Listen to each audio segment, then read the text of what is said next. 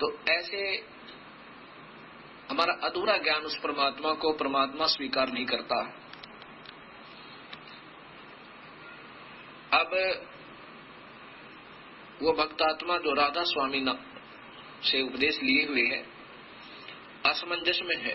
कहने लगा महाराज जी, अभी तक हमने ये सृष्टि रचना नहीं सुनी थी,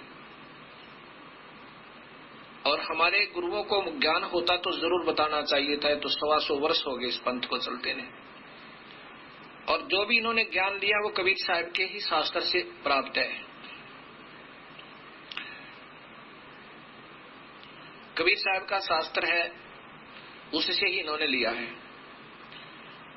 और अभी तक ये नहीं बता पाए कि वो परमात्मा सतलोक में है कौन। महिमा तो सतलोक ही गाते हैं, लेकिन नाम जो दे रखे हैं, क्योंकि हमारे पास हजारों की संख्या में उधर से नाम त्याग कर यहाँ आए हुए हैं, उन्होंने वो 5 नाम बताए। और फिर साथ में एक और संत धन धन सदगुरु पंथ चले हुए हैं, वहां से भी हजारों की संख्या में इस सत्संग को सुनकर वापस आए हैं, और पहले भी हजारों की संख्या में आए हुए थे। तो उन्होंने भी वो 3 नाम बताए। ये तो महिमात्मक मंत्र हैं। जैसे पानी के 3 नाम रख ले, जल पानी नीर, अकाल मूर्त शब्द स्वरूपी राम सतपुरुष। ये उसी सतपुरुष के यानी पूर्ण ब्रह्म के कबीर साहब के उपमात्मक और पर्यायवाची शब्द हैं। लेकिन वो कबीर नहीं बता पाए, तो इसलिए उनके पास वो वस्तु नहीं है। अभी 3 नाम जो है, ये अकाल मूर्त सर्वस्वरूपी राम सतपुरुष, ये तो उस पानी के 3 नाम समझ लो प्रभु के। वो पानी मिला कैसे? जिसकी महिमा गाई जा रही है वो जल प्राप्त कैसे हो? जो जिसको जल पानी नीर, जल पानी नीर ऐसे उसकी रट लगा रखी है, वो मिला कैसे? या तो हैंडपंप लगावे, वो हैंडपंप लगाने की विधि अलग है, तब वो जल मिले, नीर मिले, पानी मिले। और या कुआं खोदे या ट्यूबवेल लगावे, ऐसे वो जल मिले। इसी प्रकार इस सतपुरुष अकाल मूर्त शब्द स्वरूपी राम को पाने के मंत्र अलग हैं। वो 3 मंत्र हैं अलग से। उसमें प्रथम मंत्र ओम है, ओम के बाद फिर एक मंत्र और है जो परब्रह्म का मंत्र है। और अगर वो तीसरा मंत्र नहीं मिला वास्तविक मंत्र, तो ये दोनों भी व्यर्थ हैं। व्यर्थ का मतलब है कि पूर्ण छुटकारा नहीं हो सकता। तो ऐसे तो उस भक्तात्मा ने कहा, जी दिल तो करता है कि मैं आपके यहाँ उपदेश ले लूं और वहां से निकलूं, लेकिन मेरी समस्या है। क्या समस्या है? मैंने पूछा। उस भक्त ने बताया कि मैंने हजारों की संख्या में अपने रिश्तेदारों को, गांव वालों को, नगर वालों को, जो मेरे संपर्क में सत्संग कर करके और वहां राधा स्वामी पंथ से उपदेश दिलवा रखा है। अब मैं इधर आऊं तो वो मुझे धिक्कारेंगे कि हमें पहले तो तू यहाँ आ गया था, अब वहां चला गया। ये एक समाज बन जाता है। अब ये भी एक बाधा है इस भक्ति मार्ग में। हमने अपना फैसला स्वयं लेना होता है, और जब बात समझ में आ जाती है फिर देर नहीं करे। तो मैंने कहा कि उनको भी समझाओ और ये सत्य ज्ञान बताओ। समझाने से ही ज्ञान होता है। 1 बार 2 बार 3 बार 10 बार। तो वो कहने लगा, जी मैंने कोशिश की थी 1-2 से जिक्र करने की, वो नहीं मानते। वो कहते हैं तो पहले तो ऐसे कहता था, हमें वहां ले गया, अब कहता है कि यहाँ वस्तु नहीं है। तो जी वो मैं भी नहीं आ सकता। आस्था चैनल पर सत्संग सुनकर बहुत भक्तात्माओं की बहुत ही अच्छी भावना व्यक्त हो रही है, और सभी कह रहे हैं कि ऐसा निर्मल और सत्य ज्ञान और शास्त्रों में उपलब्ध अभी तक समाज के सामने क्यों नहीं आया। इसका कारण तो भक्तात्मा स्वयं ही फैसला करेंगे, अच्छा लगेगा। यदि ये दास ज्यादा कहेगा तो सोचेंगे कि ये निंदा ही करते रहते हैं। ये मेरा कोई शौक नहीं, क्योंकि मैं भी इसी बीमारी का मरीज था और तलाश थी ईश्वर की। अब याद आता है कि अगर ये रास्ता नहीं मिलता तो टक्कर मार कर रोना पड़ता। उस काल के लोक में असंख्यों युग हो गए हमने यहाँ पर चक्कर काटते आने, यही काल तक की पूजा करते हुए और काल ही के जाल में फंसे हुओं को। अब ये निंदा न समझे भक्तात्मा। अब जैसे जो सर्जन होते हैं, डॉक्टर होते हैं, वो मरीज के दर्द की परवाह नहीं करते कि इसको पीड़ा होएगी। मान लीजिए कई अनजान जो कंपाउंडर होते हैं, कंपाउंडर भी नहीं कह सकते हम उनको, जो इस बात से डरते हुए कि कहीं इस मरीज को दर्द हो और ये नाराज हो जावे और कल को तेरे पास ड्रेसिंग कराने ना आवे, अर्थात पट्टी ना करवावे। वो कंपाउंडर भी नहीं होते, वो लालची होते हैं, पैसों के पुजारी। वो उसका जीवन नहीं देखते मरीज का कि इसको अब थोड़ी सी पीड़ा हो जाए तो अच्छा है, ना आए तो ना सही, इलाज तो सही होगा। तो कंपाउंडर अनजान, कंपाउंडर भी नहीं कह सकते उनको, अनजान जो बिल्कुल स्वार्थी तत्व, वो डॉक्टर ही मरीज से डरेगा कि कहीं कल ना आवे और तेरी चमनी ना बने। और वो कहेगा, मरीज कहता है डॉक्टर जी मुझे चोट लगी है, पट्टी करना। अब वो पट्टी करता है, फिर कहता कल फिर आना या परसों आना। अब वो जाता है मरीज और कहता है डॉक्टर जी बहुत पीड़ा हो रही है, दर्द हो रहा है, इसको धीरे धीरे पट्टी को हटाना।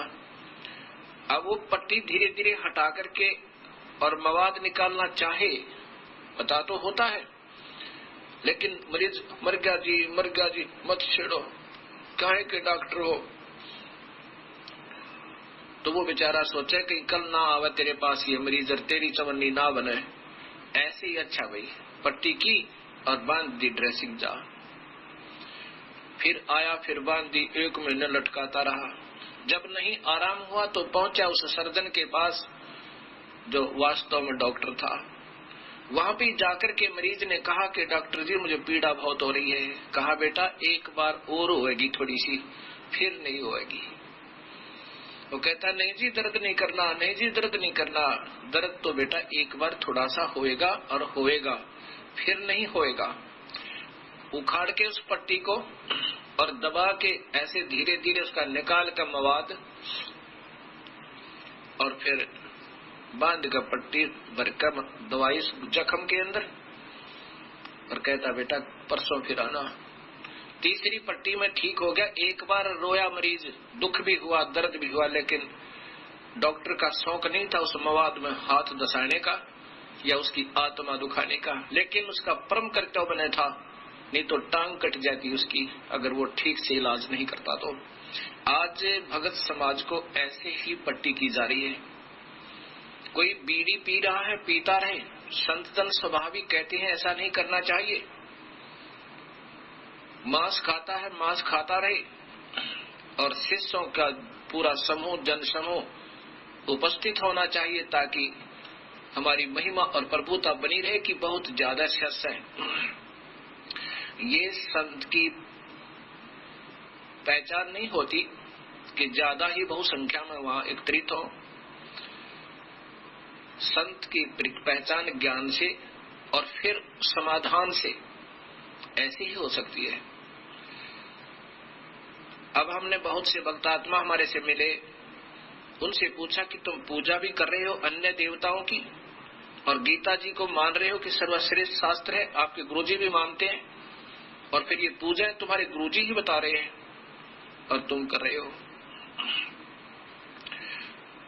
तो इससे सिद्ध हुआ कि तुम आपके गुरुदेव इसलिए नहीं मना कर रहे क्योंकि कहीं तुम कल को ना आओ और वो भीड़ कम हो जावे। नहीं तो गीता में लिखा है कि भूत पूजने वाले भूत बनेंगे, श्राद्ध निकालने वाले पितर पूजने वाले पितर बन जाएंगे, वो दुख उठाओगे, 84 लाख दुनिया भोगेंगे। मना किया गीता में, ऐसा कभी मत करना। ब्रह्मा विष्णु महेश अर्थात तीनों गुणों तक की पूजा को गीता में नकारा किया है। ब्रह्मा विष्णु महेश अनादरणीय नहीं है, आदरणीय है लेकिन पूजनीय नहीं है। जैसे वृक्ष की जड़ की पूजा की जाएगी, अक्षर पुरुष एक पेड़ है, निरंजन वाक की डार और तीनों देवा शाखा है, ये पात रूप संसार।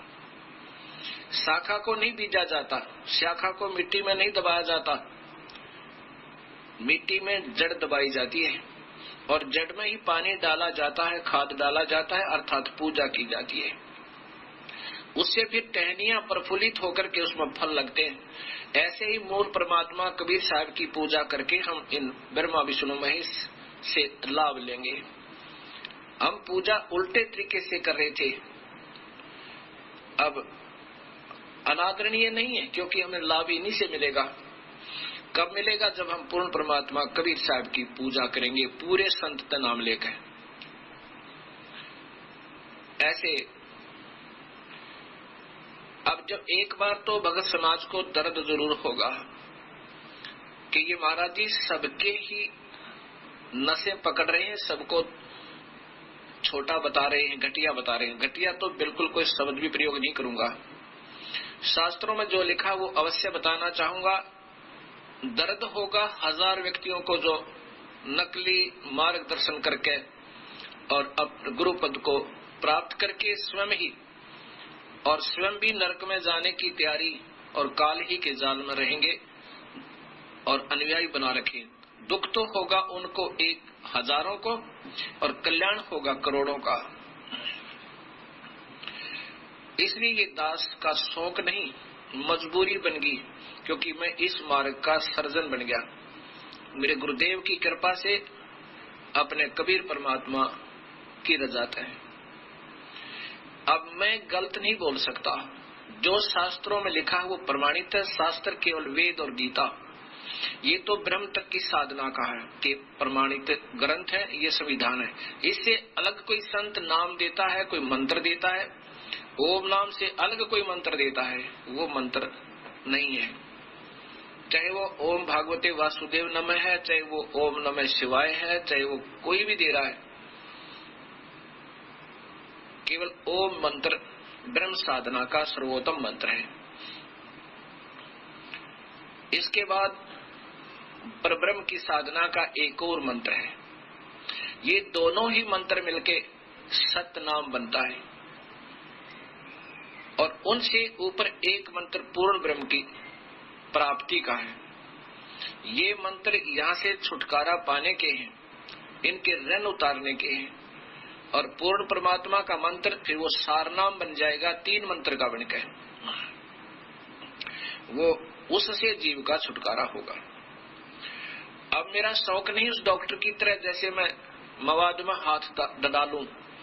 अब सबके बारे में ये बता रहा हूं कि ये पूजाएं वो बता रहे हैं, ये पूजाएं वो संत बता रहे हैं, ये मेरा शौक नहीं। लेकिन जब तक तुलना नहीं होगी तब तक समाज समझ नहीं सकता। इसलिए ये मेरी मजबूरी समझो और कोई मुझे लालच नहीं।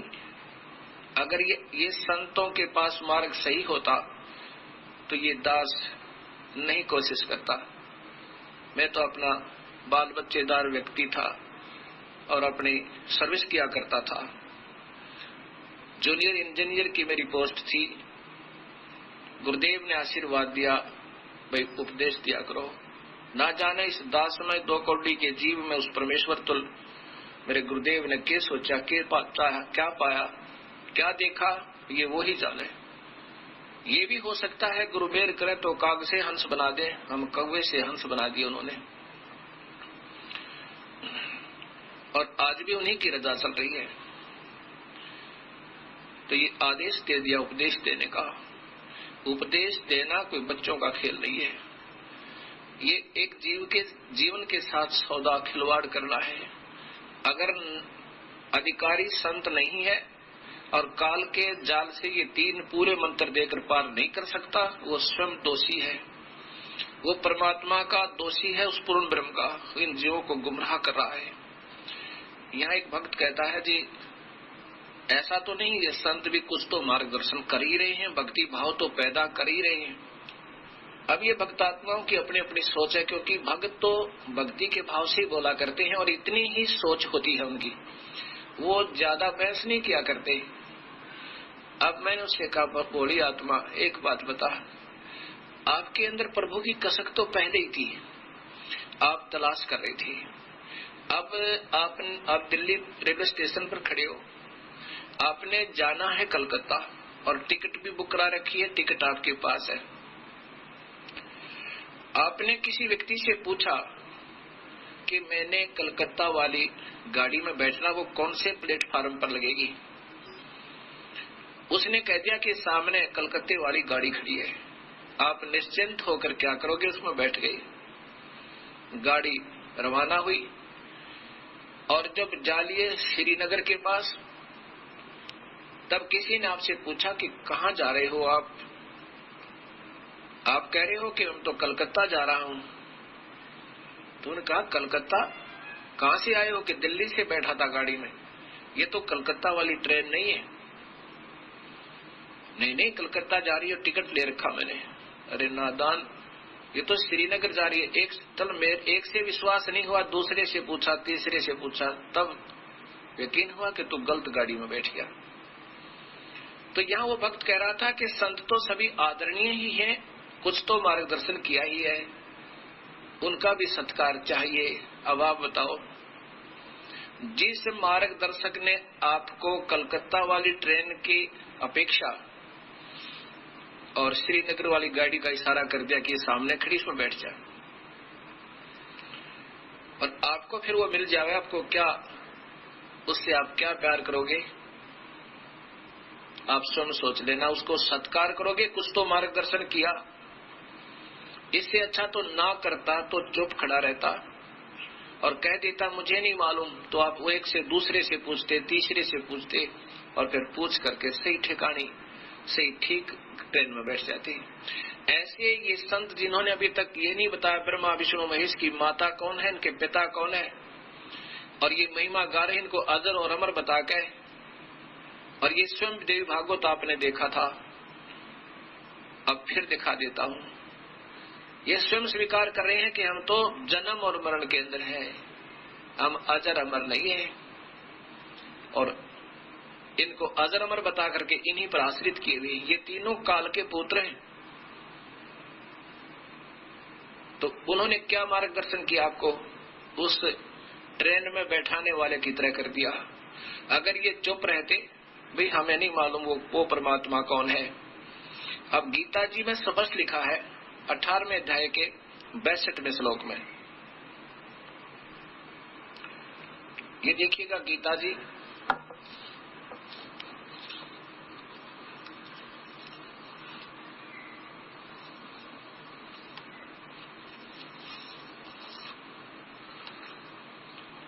गीता प्रेस गोरखपुर से प्रकाशित 18वें अध्याय का 62वां श्लोक देखिए, अध्याय नंबर 18, और इसमें 62वें श्लोक में लिखा है कि भगवान कह रहे हैं कि उस परमात्मा की शरण में जा अर्जुन। ये 62वां श्लोक है। हे भारत, सब प्रकार से उस परमेश्वर की शरण में जा, उस परमात्मा की कृपा से ही तू परम शांति को और सनातन परम धाम को प्राप्त होगा। देखो यहाँ संस्कार देखिएगा, शाश्वतम, शाश्वतम स्थानम।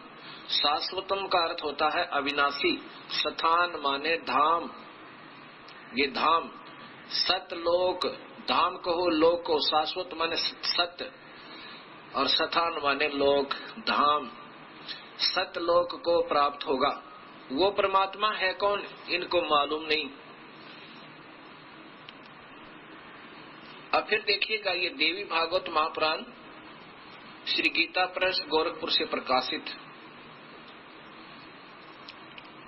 इसी में आप वही फिर देखेंगे कि ब्रह्मा विष्णु महेश स्वयं कह रहे हैं कि हम तो जन्म मरण के अंदर है माँ, हम अविनाशी नहीं है।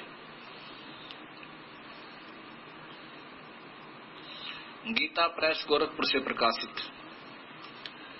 और इसके तीसरे स्कंद में, जैसा कि कल आपने पहले भी दिखाया था मैंने, अब फिर जरूरी होगा क्योंकि ये सत्संग धीरे धीरे चल रहा होता है, कोई कभी देख रहा होता है, कभी कोई सुन रहा होता है। ये देखिएगा तीसरा स्कंद।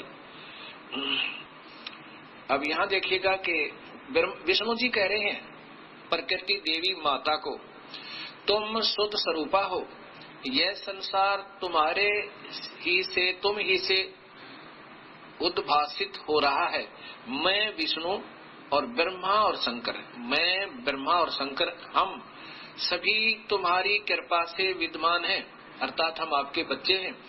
हमारा आविर्भाव और तिरोभाव हुआ करता है।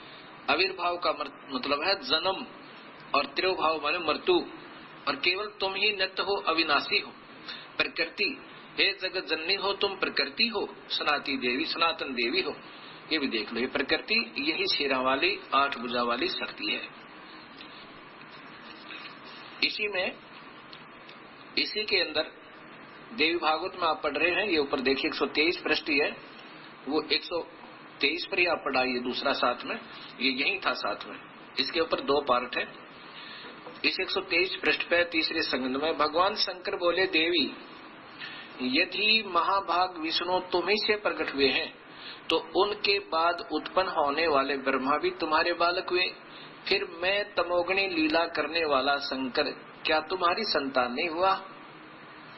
अर्थात मुझे भी उत्पन्न करने वाली तुम ही हो। इस प्रकृति से ब्रह्मा, विष्णु और शिव तीनों का जन्म हुआ। ये प्रकृति देवी है भी कहलाती है, अष्टंगी भी कहलाती है। अब ये संस्कार सहित देवी भागवत महापुराण फिर देखिएगा, ये संस्कृत सहित देवी भागवतम महापुराण,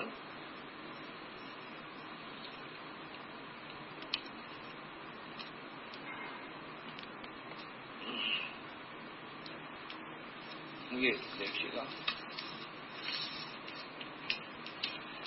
इनका प्रकाशक है श्री देवी भागवतम भाषा सटीकम भाषा महात्म सहमातम, खेमराज श्री कृष्णदास वेंकटेश प्रकाशन बम्बई, यहाँ से प्रकाशित है।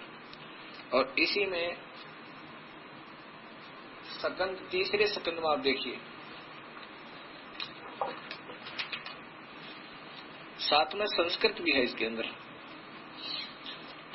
हे मात, जो वहां था ना, उसी में गीता प्रेस गोरखपुर से प्रकाशित, उसी में विष्णु जी कह रहे, हे मात, ब्रह्मा, मैं और शिव ये तुम्हारी प्रभाव से जन्मवान है।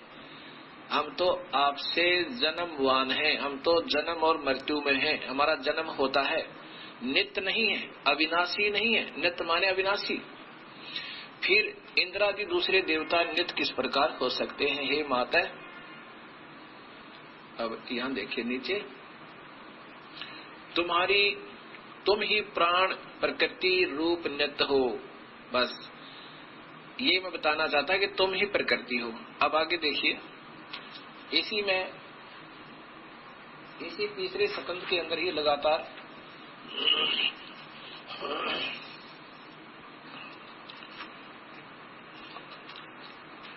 ये देखो, सब लोक के सृजन करने की इच्छा करने वाले, सब लोक के सृजन करने की इच्छा करने वाले हरि, ब्रह्मा और शिव, हरि विष्णु ब्रह्मा और शिव, ये सब तुम्हारे चरणाविंद की भक्ति और प्रीति को प्राप्त होकर कर सकते हैं। हे माता, यदि हमारे ऊपर आप दयायुक्त हो, यदि आप हम पर दयालु हो, आप हमारी माँ हो, तो हमको तमगुण में, शिव जी कह रहे हैं, मुझे तो तमगुण बना दिया आपने। किस प्रकार प्रदान किया? ब्रह्मा रजोगुण और हरि सतगुण।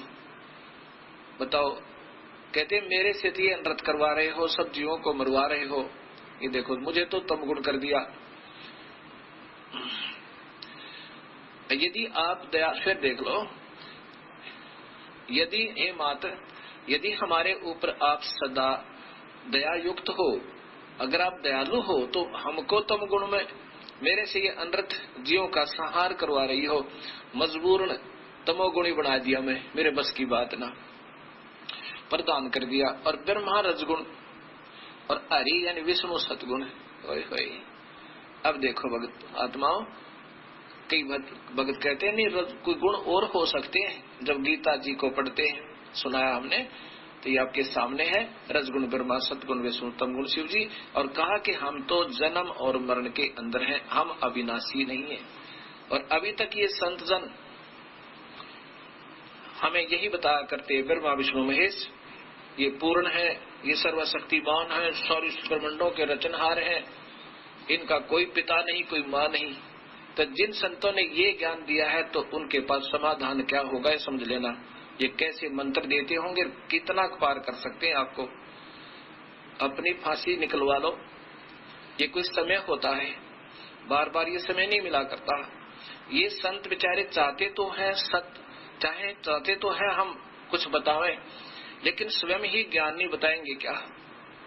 अब जैसे वो गलत ट्रेन में बैठा दिया, और कोई कहेगा कि कुछ तो बताया ही था उसने, क्या बताया था, इतना जीवन खो दिया। चुप रहते, ये ढूंढते फिरते कहीं सत्य के पास पहुंच जाते। ये नहीं जाने देते ये संत जन जो स्वयं ज्ञान नहीं, और लाखों की संख्या में, कोई हजारों की संख्या में अपने अपने आधार पर दंत कथाओं पर जीवों को आधारित किए हुए हैं।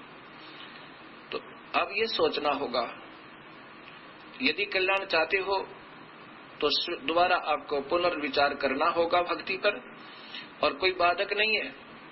जिस गुरु से मुक्ति नहीं होती तो फिर जीवन व्यर्थ होगा, तो उससे अपना पीछा छुड़वा ले और पूर्ण संत ढूंढ कर उपदेश ले ले। दूसरी बात ही नहीं है। ये मनुष्य शरीर का मिलना कोई बच्चों का खेल नहीं है। अब इस सच्चाई को सुनकर एक बार तो दर्द होता है, संतों को भी होगा,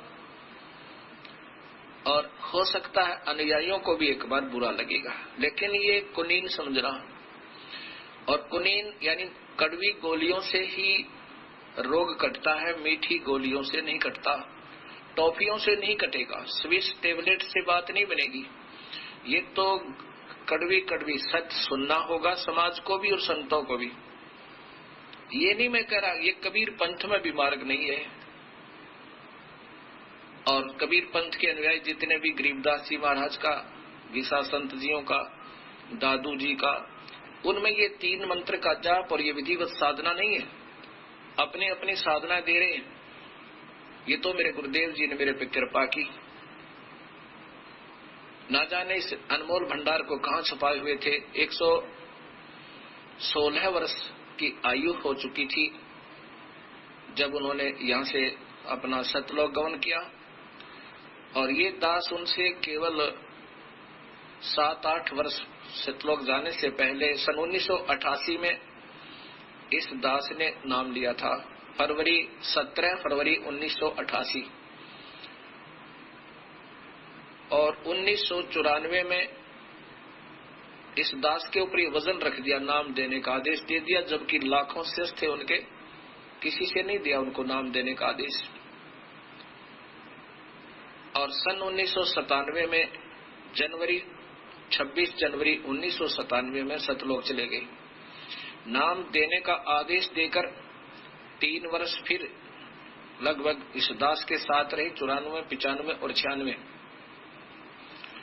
और जब देख लिया कि हजारों की संख्या में शिष्य बन गए हैं, और उन्होंने कह दिया था उन प्रेजेंट उस समय के जितने भी शिष्य गुरुदेव के थे, मेरे गुरु भाई बहन थे, उन सब से कहा था, कम से कम सैकड़ों की संख्या में वहां उपस्थित भक्तात्मा थी, कि आज के बाद ये तुम्हारा सबका गुरु होगा, और जो इसको नहीं मानेगा तो वो मेरा नहीं होगा। और मुझे कहा था कि मैं तेरे साथ रहूंगा।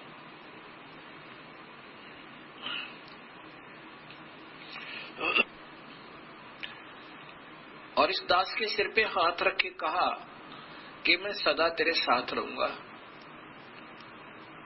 उसमें उनकी आयु लगभग 112-13 साल की थी, वर्ष की थी।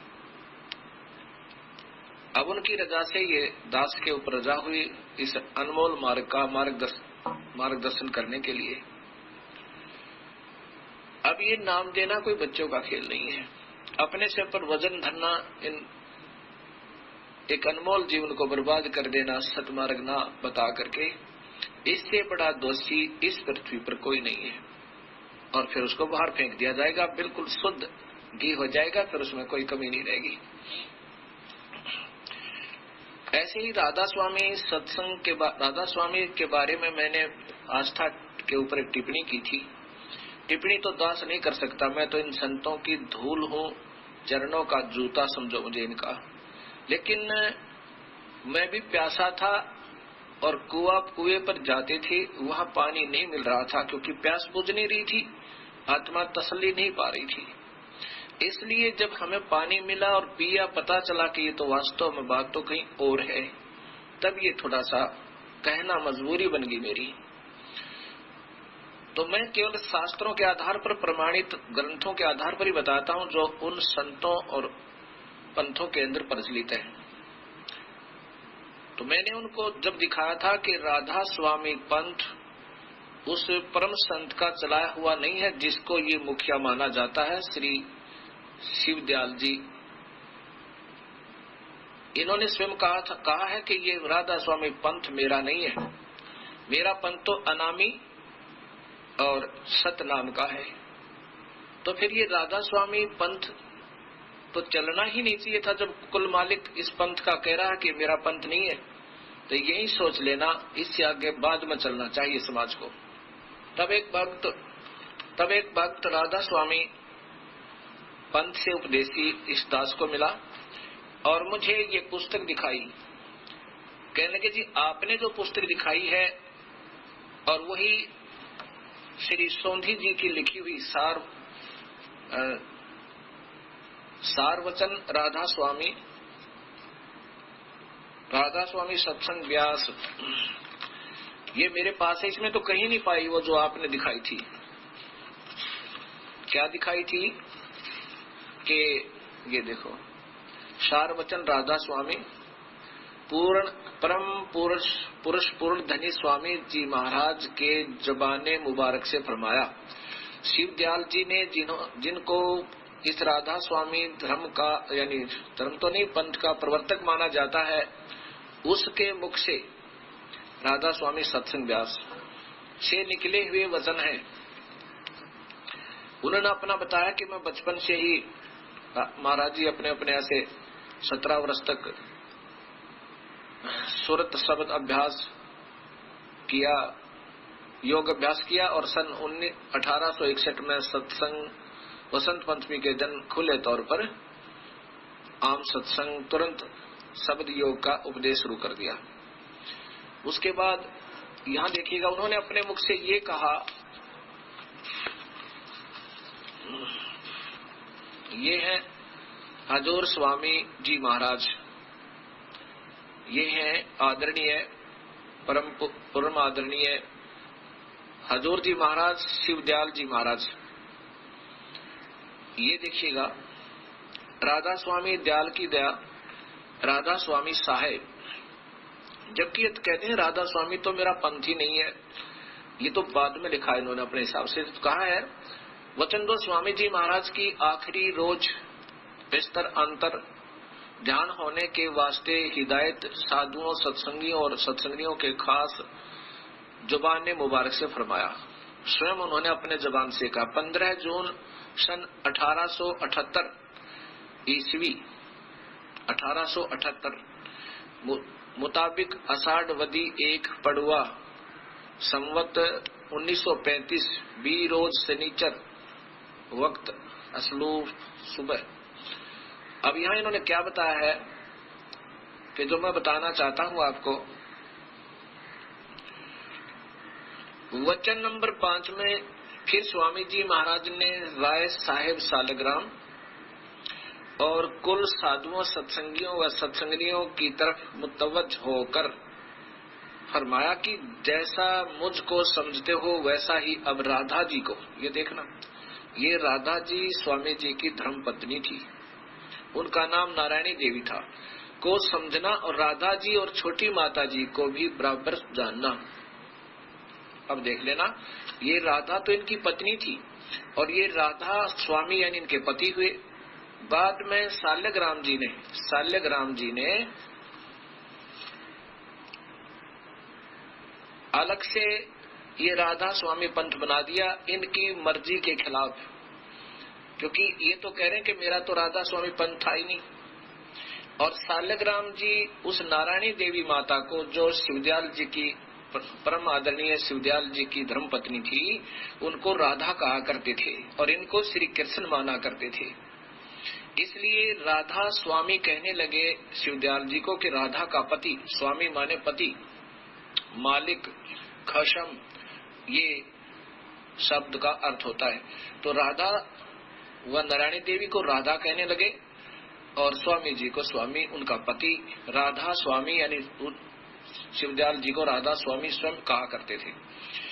अब वो राधा उनकी पत्नी थी। शाल्यग्राम जी ने आगे चलकर उनके ना चाहते हुए राधा स्वामी पंथ आरंभ कर दिया, नाम बदल दिए, क्योंकि ये स्वयं कह रहे हैं कि मेरा तो सतनाम और अनामी तक का मार्ग है, ये शाल्यग्राम ने चला है, ये राधा स्वामी पंथ।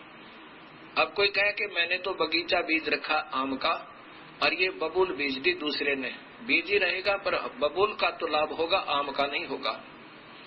इस बात को जो मैंने पहले भी चैनल आस्था टीवी पर दिया था,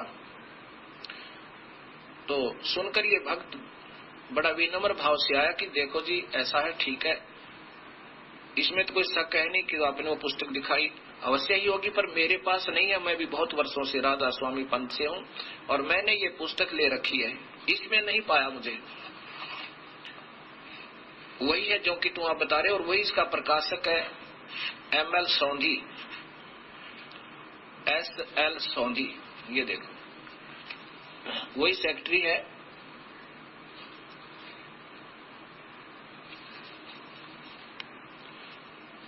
SL सोंधी, सेक्रेटरी राधा स्वामी व्यास सत्संग जिला अमृतसर। और वही मैंने उसमें दिखाया था कि यही उनका, ये सेक्रेटरी भी वही है, प्रकाशक। तो ये भिन्नता कैसे, ये भी बताऊंगा भिन्नता कैसे।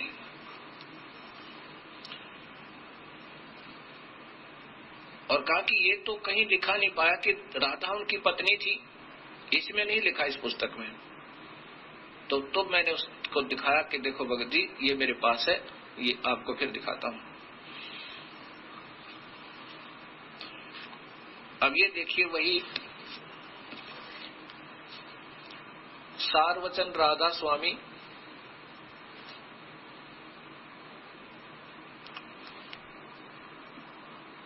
श्री हजूर स्वामी महाराज, राधा स्वामी सत्संग व्यास, और इसके भी प्रकाशक वही ML सोंधी, SL सोंधी ही है।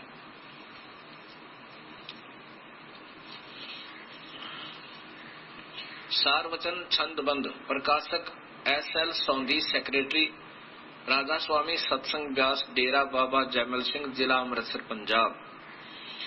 अब इसी में यही वचन ज्यों के त्यों है और ये साथ में एक उर्दू में छपी हुई पुस्तक है, उससे हमने फोटोस्टेट करवा रखा है। ये आती तो थी नहीं, हमने किसी से फोटो वो करवाया इसका सलाह, तो ये ऐसा ही मिला। ये देखिएगा नीचे, ये उर्दू पढ़ने वाले समझ सकते हैं इसमें क्या लिखा है। इसमें क्या लिखा है ये अभी बताऊंगा, हिंदी में पढ़कर बताऊंगा आपको। ये उसी सार वचन वाली ही प्रश्न नंबर 8 से है। अब इसमें देखिएगा, इसमें देखिएगा भक्त समाज, ये सार वचन आखिरी, ये जो पुस्तक मैं आपको दिखा रहा हूं अब उसके अंदर पढ़िए।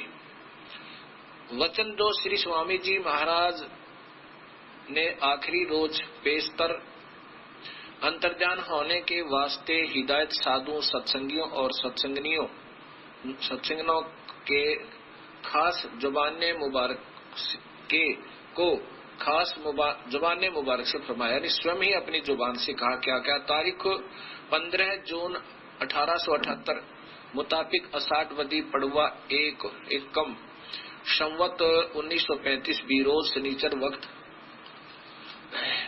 असल सभा है।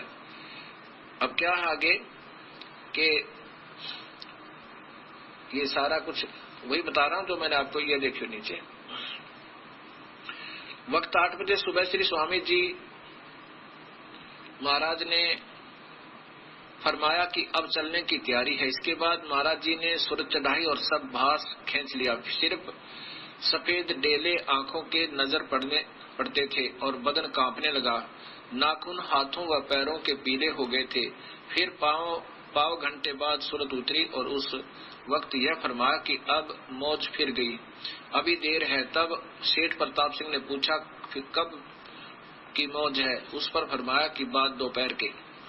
अब यहाँ बताओ, बाद दोपहर सब इकट्ठे हो गए।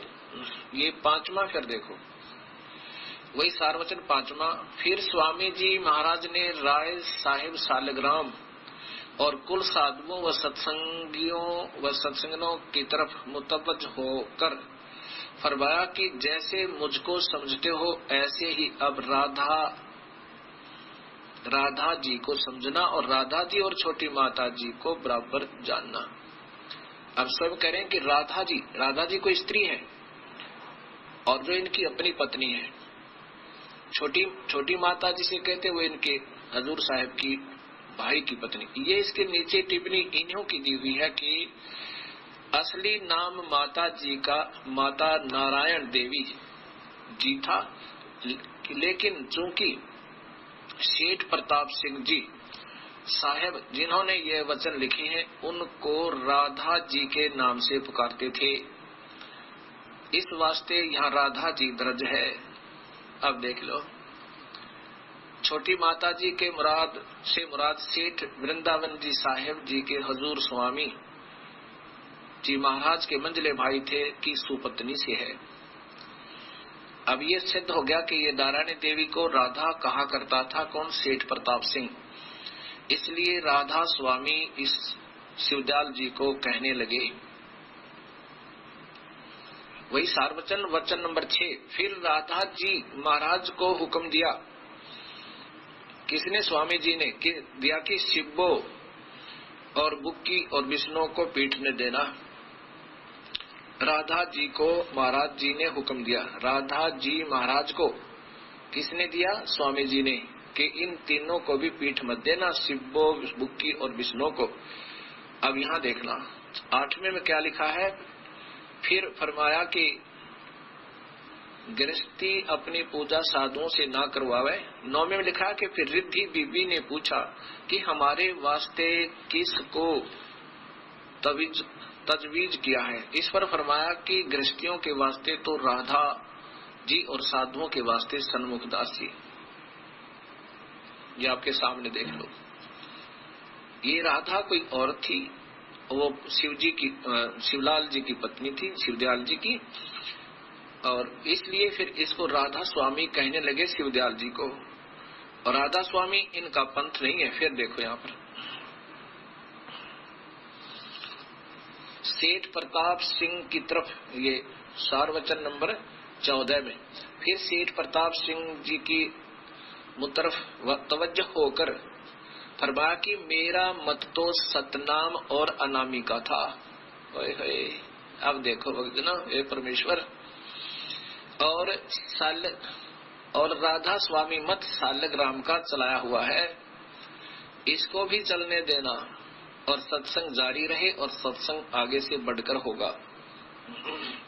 अब यहाँ विचार करना प्यारी आत्माओं, स्वयं स्वामी जी कह रहे हैं कि सेठ प्रताप सिंह की तरफ ध्यान देकर कहा, फरमाया कि मेरा मत तो सतनाम और अनामिका था। मेरा मत तो सतनाम और अनामिका था, और ये राधा स्वामी मत सालग्राम का चलाया हुआ है। ये मूल मालिक है शिवदयाल जी। वो स्वयं कहते हैं मेरा पंथ नहीं है राधा स्वामी, ये तो मनमुखी लोगों का चलाया हुआ है। जब वहीं से बात बिगड़ चुकी है तो आगे इसमें क्या होगा ये पूरा दिखा देगा। फिर पढ़ लें बार बार इसको। सार वचन नंबर 14। अब ये क्यों बताना चाह रहा है ये दास, क्योंकि मैंने कोई शौक नहीं है ये मवाद में हाथ देने की, यानी दूसरों को ये समझना कि ये निंदा कर रहा है, ये आपके सामने है। अब सार वचन 17 में सेठ प्रताप सिंह ने अर्ज किया कि शब्द खुले, इस पर फरमाया कि धुन का सुनाई देना और उसमें आनंद का प्राप्त होना, यही शब्द का खुलना है। बताओ, बस शब्द खुल गई, धुन आ गई, धुनात्मक शब्द कोई प्रकट हो गया तो मुक्ति हुई, ऐसा इनका मानना है। ये पूरा देखो।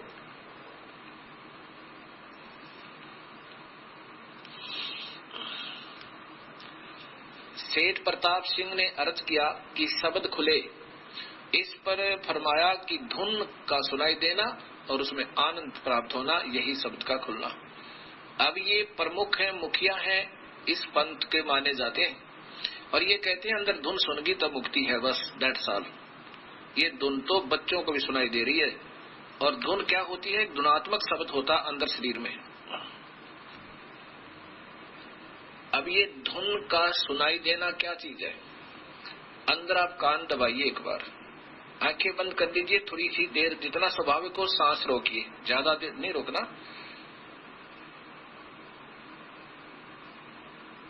अंदर आवाजें सुनाई देंगी, छोटी छोटी, जैसे झींगा शब्द होता है, झींगा एक पक्षी जीव होता है खेतों में, सुनसान में,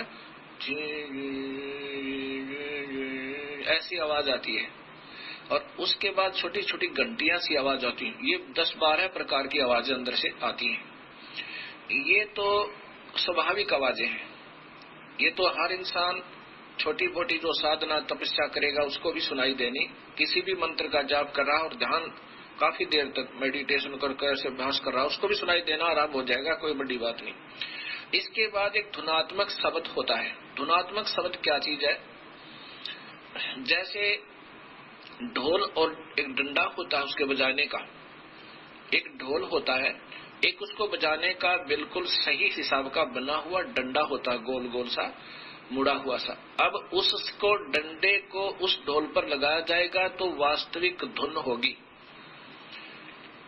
और यदि उस डंडे का और कोई चप्पल लगावे या कोई चीज उठा के लगाने लग जावे, ऐसे लोहे का डंडा मारने लग जावे, धुन तो फिर भी होगी लेकिन वास्तविक नहीं होगी। धुन नाम से प्रकट होगी। जैसे ढोल का डंडा लगा वो विधिवत लगेगा, सही तो सही धुन होगी, और गलत डंडा लगेगा तो गलत धुन होगी, जो सार में, जो साजबाज में मिलेगी नहीं। साजबाज में मिलाने के लिए वास्तविक ही डंडा चाहिए जो ढोल के लगाया जाता है, और फिर बजाने वाला अभ्यास हो उसका सही, तो वो धुन सही होगी। ऐसे ही जिन संतों ने नाम गलत जाप किए उनसे भी धुन खुला, लेकिन वो नहीं खुला जो वास्तविक खुलना चाहिए था, क्योंकि पता चला कि वो 5 नाम देते हैं और उन 5 नामों के बारे में कबीर साहब ने कहा ये तो इस काया और शरीर में ही उलझे रहे, इसी में 5 मंडल काल ने उलझा रखे। वो 5 मंडल इसी एक ब्रह्मांड में फंसे रहने के वो 5 नाम। अभी दिखाता हूँ आपको, पुस्तक को फारिग करता हूँ, पहले इसी पुस्तक को फारिग करता हूँ।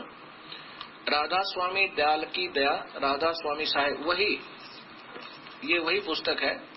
छंद बंद राधा स्वामी सत्संग, ये राधा स्वामी सत्संग व्यास से, और इसी में जिसमें हजूर साहब की जो बातें लिखी, इसी में फिर आगे ये छंद बना लिए स्वयं इन्होंने। राधा स्वामी दयाल की दया, राधा स्वामी साहेब।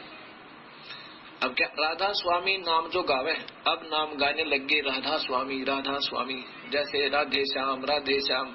वास्तविक नाम ओम तो छोड़ दिया, वो राधे श्याम हो गया। ऐसे ही वो वास्तविक सतनाम तो छोड़ दिया राधा स्वामी पंथ में। कुछ तो यही मंत्र देते हैं, इसको सार नाम कहते हैं। जो मेरे पास हजारों की संख्या भक्त आए, उन्होंने बताया कि ये नाम एक यहाँ हरियाणा में एक संत है, वो यही देता है, बस कहता है ये नामों 5 भी छोड़ दो, अब राधा स्वामी नाम जो गावे सोई तरे, कल कले सब नाश सुख पावे सब दुख हरे। ये अपनी बनाई हुई कविताएं हैं आने वाले भक्तों की। उस पुण्यात्मा शिवदयाल जी का नहीं है ये। कई भक्तात्मा जिन्होंने राधा स्वामी पंथ से आगरा और व्यास से नाम लिए हुए हैं, वो हमारे पास आए हुए हैं। उन्होंने दोबारा उपदेश लिया इस दास से। उन्होंने बताया कि ये 5 नाम ये गुप्त रखने को बताया था कि किसी को नहीं बताना। तो मैंने कहा कि वैद्य के पास जावे तो वैद्य को वो दवाई दिखा दे। मैं पहले जो गोलियां खाता था वो वैद्य ही बता सके ये किस बीमारी की है। ये ठीक है तो ठीक है, खाते रहो और ढंग से खाना, उसको सच बताएगा, डॉक्टर गलत नहीं बताता। तो मैंने उनसे कहा कि आपने वो बताइए कौन से उपदेश ले रखे थे। तब उन्होंने बताया कि ये नाम थे। तब मैंने उनको इस शब्द दिखाया कि कबीर साहब के शब्द से इन्होंने ये 5 नाम निकाले हुए, और 5वां शक्ति का नाम है, उस माया का शक्ति नाम है। उसकी जगह इन्होंने सतनाम फिट कर लिया। क्या लिखा है कबीर साहब का शब्द है, संतो शब्द है शब्द बखाना, और शब्द फांस फंसा सब कोई वो शब्द नहीं पहचाना। शब्द नाम को भी कहते हैं और शब्द धुनात्मक भी होता है। अब जैसे कहा कि प्रथम ब्रह्म स्वयं इच्छा से 5 शब्द उचारा। ब्रह्म ने ये 5 शब्द इस जीव को धोखा देने के लिए उच्चारण किए। सोहम ज्योत निरंजन निरंकार शक्ति और ओंकारा, ये 5 नाम। सोहम निरंजन निरंकार शक्ति, शक्ति की जगह उन भक्तों ने बताया कि हम सतनाम दिया गया था, और ओंकारा ओंकार।